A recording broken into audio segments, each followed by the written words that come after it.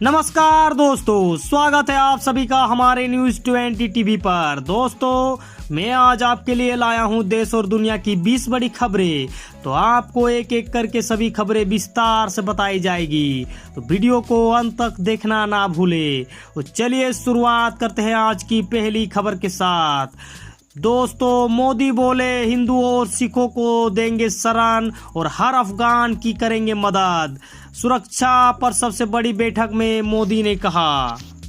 आपको बताते चलूं कि तालिबान वर्तमान समय में अफगानिस्तान की हकीकत है और भारत भी बखूबी इस बात को समझ रहा है।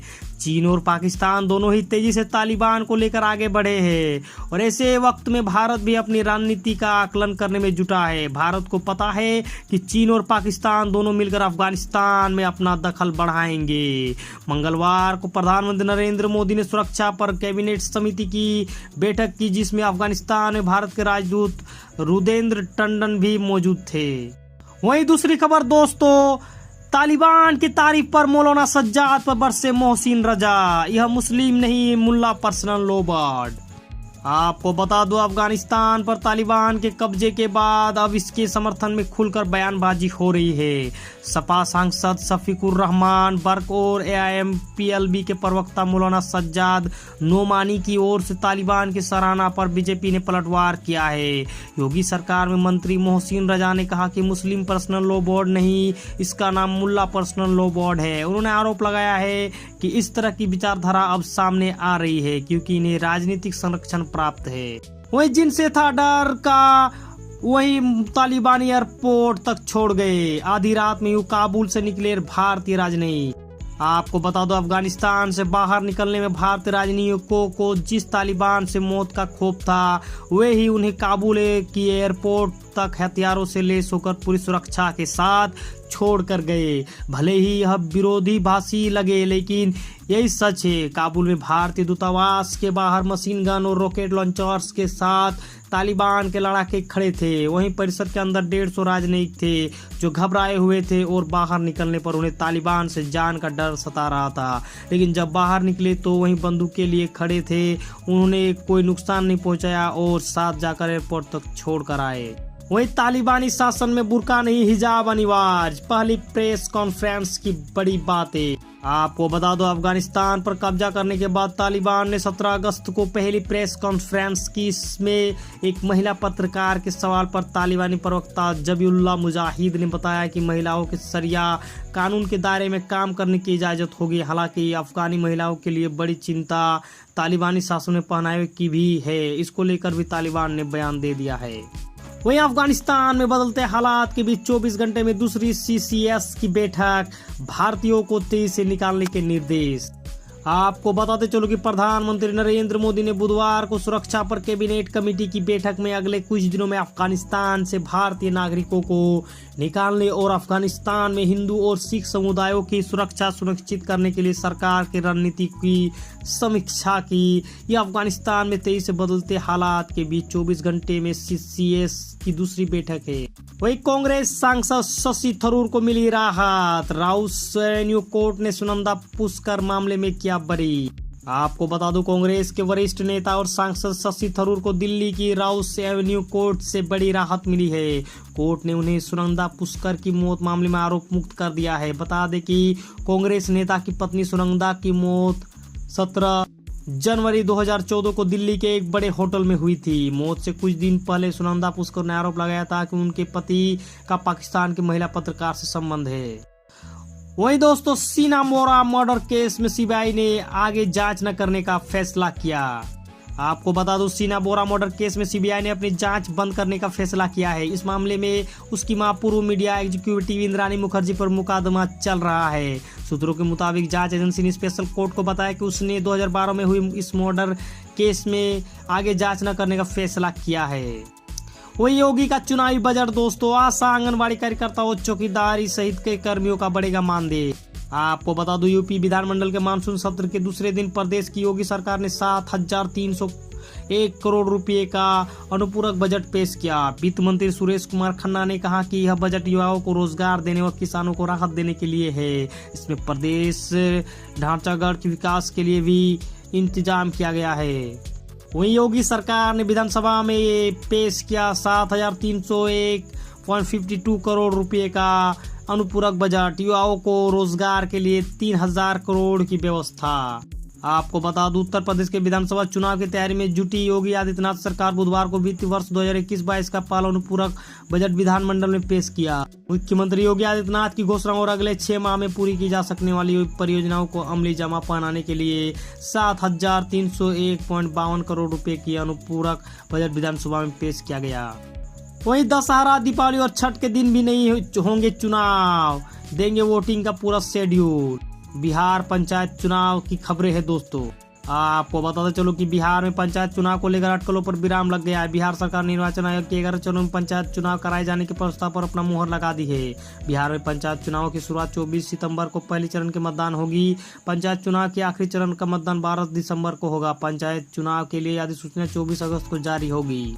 वहीं अब एनडीए की प्रवेश परीक्षा में पहली बार बैठेगी लड़कियां, सुप्रीम कोर्ट ने सरकार को दिया आदेश। आपको बता दूं, देश की प्रतिष्ठित नेशनल डिफेंस एकेडमी में शामिल होने का इंतजार कर रही महिलाओं के लिए बड़ी खबर है। सुप्रीम कोर्ट ने उनके फेवर में बड़ा फैसला दिया है। वहीं छात्र ने घूमने के लिए सर्च की दुनिया की सबसे खतरनाक जगह और पहुंच गया काबुल। आपको बता दूं कि अफगानिस्तान को लेकर पूरी दुनिया में खलबली मची हुई है। दुनिया भर के लोग वहां से निकलने की कोशिश कर रहे हैं। पूरी अफगानिस्तान में तालिबान राज की वापसी गई है। अफगानिस्तान में अब तालिबान का शासन चलेगा और हर चीज पर उसका कंट्रोल होगा। इस बीच एक ब्रिटिश छात्र ने अपने लिए खुद मुसीबतों का पहाड़ मोल ले लिया और वह बिना सोचे समझे अफगानिस्तान पहुंच गया। यह सब तब हुआ जब उसने गूगल पर सर्च किया कि उसे दुनिया की सबसे खतरनाक जगह पर जाना है। वहीं महाराजा रणजीत सिंह की मूर्ति तोड़ने पर भड़के नड्डा। आपको बता दूं, पाकिस्तान में महाराजा रणजीत सिंह की मूर्ति तोड़े जाने पर जेपी नड्डा ने कड़ी प्रतिक्रिया दी है। नड्डा ने कहा, पाकिस्तान में महाराजा रणजीत सिंह की मूर्ति को तोड़ना निंदनीय है। इस मामले में पाकिस्तानी अधिकारियों की चुप्पी को और खराब है। यह कई लोगों को आश्चर्यचकित करता है कि क्या अल्पसंख्यकों के खिलाफ इस तरह के हमलों में पाकिस्तान सरकार शामिल है। वही दोस्तों, अफगानिस्तान संकट, C-17 विमान के पहिए पर मिले मानव शरीर के टुकड़े, अमेरिकी वायुसेना कर रही है जांच। आपको बताते चलो कि दोस्तों, काबुल से उड़ान भरने वाली अमेरिकी वायुसेना के विमान C-17 के पहिए पर मानव शरीर के अवशेष मिले हैं। वायुसेना का कहना है कि C-17 विमान सोमवार को काबुल से उड़ने भरने के बाद कतर में उतरा, जहां उसे पहियों पर मानव शरीर के टुकड़े मिले। दरअसल तालिबान के अफगानिस्तान पर कब्जे के बाद एक वीडियो सामने आया था जिसमें अफगानिस्तान छोड़ने की जल्दी में कुछ नागरिक विमान के पहिए पर बैठ गए थे। वही काबुल पर कब्जे के बाद लेडी एंकर को दिया तालिबान प्रवक्ता ने पहला इंटरव्यू, कहा लोगों का दिल जीतना है लक्ष्य। आपको बता दो, अफगानिस्तान पर कब्जे के बाद तालिबान लगातार यह संदेश देने की कोशिश कर रहा है कि वह लोगों से कोई और जोर जबरदस्ती नहीं करेगा। महिलाओं को इस्लाम के मुताबिक पूरे अवसर देने का वादा करने वाले तालिबान ने अपनी छवि सुधारने के लिए पहला आधिकारिक इंटरव्यू महिला एंकर को दिया। अफगान महिला एंकर बेहस्ता ने तालिबान के प्रवक्ता अब्दुल हक हम्माद का इंटरव्यू लिया।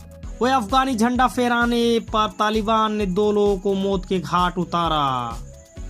आपको बता दूं, काबुल पर कब्जे के बाद अब तालिबान पूरे अफगानिस्तान में अपनी जड़ें जमाता जा रहा है। हालांकि इस बीच उसे कुछ अफगानी नागरिकों की बगावत का सामना भी करना पड़ रहा है। ताजा घटनाक्रम में अफगानिस्तान का झंडा फहरा 2 लोगों को मौत के घाट उतारा। इसके अलावा अब अफगानी सेना और सरकार के घुटने टेकने के बाद अफगानी नागरिकों ने तालिबान के खिलाफ आवाज उठाने का जिम्मा उठाया है। वहीं अफगानिस्तान में सरकार बनाने की तैयारी में जुटा तालिबान पूर्व राष्ट्रपति हामिद करजई से मुलाकात की। आपको बताते चलो कि अफगानिस्तान की सत्ता पर काबिज होने के साथ ही तालिबान औपचारिक सरकार बनाने में जुट रहा है। उपराष्ट्रपति अमरुल्लाह साले ने खुद को देश का राष्ट्रपति घोषित कर दिया है, जबकि तालिबानी कमांडर और हक्कानी उग्रवादी समूह के सीनियर नेता अनस हक्कानी ने पूर्व राष्ट्रपति हामिद करजई से मुलाकात की है। वही सिंगापुर से खबर है दोस्तों, कोरोना वैक्सीन से हुई बीमारी, लड़के को सरकार देगी 1.5 करोड़ रुपए। आपको बता दूं, सिंगापुर में एक 16 साल की युवा को कोरोना वैक्सीन लेने के बाद हार्ट अटैक आ गया था। इस टीनेज लड़के को फाइजर वैक्सीन लगवाने के 6 दिनों बाद दिल का दौरा पड़ा था। फिलहाल उसके हालात ठीक है, लेकिन शायद उसे भी उम्मीद नहीं होगी कि इस हार्ट अटैक के बाद वह करोड़पति बन जाएगा। वहीं भाजपा विधायक के विवादित बोल, किसी माय के लाल में दम है तो ताजिए दफना कर दिखाए। आपको बता दूं यूपी में एक और विधायक ने विवादित बयान जारी किया है। इस बार विधायक ने मुहर्रम को लेकर लोगों को धमकी दी है। इसका एक वीडियो भी सोशल मीडिया पर खूब वायरल हो रहा है। कानपुर से भाजपा विधायक अभिजीत सिंह सांगा ने मुहर्रम को लेकर लोगों को धमकाते दिख रहे हैं। उन्होंने बयान दिया कि किसी माँ के लाल में दम हो तो ताजिए को दफना कर दिखाए। उनकी इस विवादित बयान का वीडियो किसी ने बनाकर सोशल मीडिया वायरल कर दिया। वही दोस्तों, बिहार में बम्पर वैकेंसी 46,000 स्कूलों में प्रधान शिक्षक और प्रधान अध्यापक की होगी बहाली। आपको बता दूं कि बिहार में लगभग 46,000 नियुक्ति का नोटिफिकेशन जल्द ही होगा। बिहार लोक सेवा आयोग के जरिए ये पद भरे जाएंगे। राज्य के 40,558 प्राथमिक स्कूलों में प्रधान शिक्षकों की जबकि 5,334 हाई स्कूलों में प्रधान अध्यापक बहाल किए जाएंगे। तो दोस्तों आज के लिए बस इतना ही। दोस्तों अगर हमारी वीडियो पसंद आए आपको तो वीडियो को लाइक करें, शेयर करें, सब्सक्राइब करें दोस्तों। और इस तरह का डेली न्यूज अपडेट पाने के लिए बेल आइकन को जरूर दबाएं। नमस्कार, आदाब, सत श्री अकाल, जय हिंद, जय भारत।